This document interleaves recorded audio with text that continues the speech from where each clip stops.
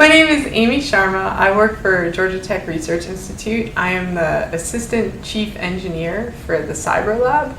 So what that means I do is I kind of have an overview of our entire cyber research strategy. So that's about 185 people in our lab. And I help guide where we should be doing research in the future and looking 5 and 10 years down the road for our research plans. I did my bachelor's in electrical and biomedical engineering. I have a PhD and I got it from Duke University, and I studied biomedical engineering and nuclear medicine.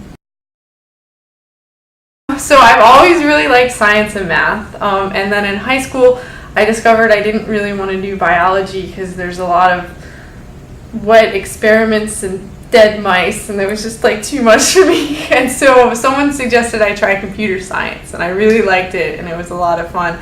And then from there I found engineering, and I like it because you've got a lot of good math background and science, but at the end you're solving a problem and you're delivering a thing to someone, and I like that satisfaction of actually following a problem all the way through to an actual something that someone can pick up and use. And so I found out that I'm much better at helping people secure funding for their own research and like guiding the vision and the overall view as opposed to the research nitty-gritty. So that's why I really like doing this overview and assistant job as opposed to getting my hands dirty and down in the weeds with the real hardcore research.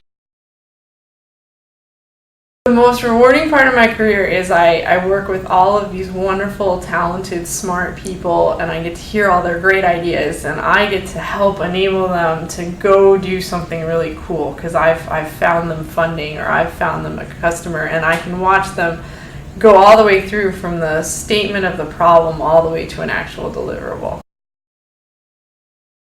So now I'm sort of halfway management, and it has to be people, right? Because we're putting together teams and we're putting together working agreements, and people have their own personalities. So the most stressful part is making sure everybody's working well together.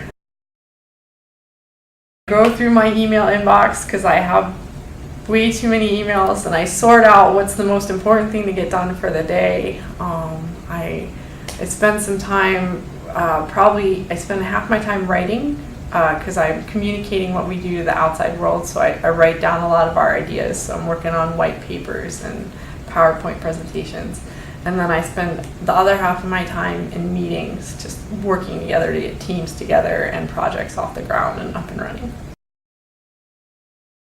When you get to chief engineer level, you should be making at least 6 figures, if not more.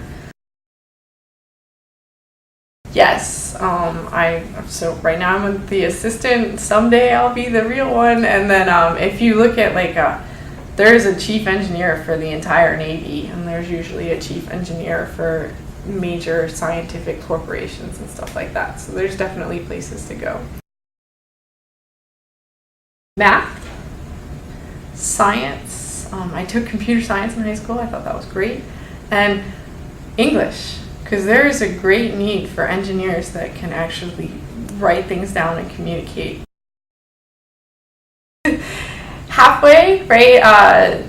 Where I work, we don't have required 9 to 5 FaceTime hours. It's pretty easy to flex time a morning if you need to, or create a slightly different. A lot of people here work staggered schedules. Yes, we need more. Our number one problem in general is staffing. We are hungry for people. There is always a need for better, more technical people. I wish I had taken more done more team sports, because at times I feel like I have trouble working well with people, and I think if I just played soccer, I would be a much better employee.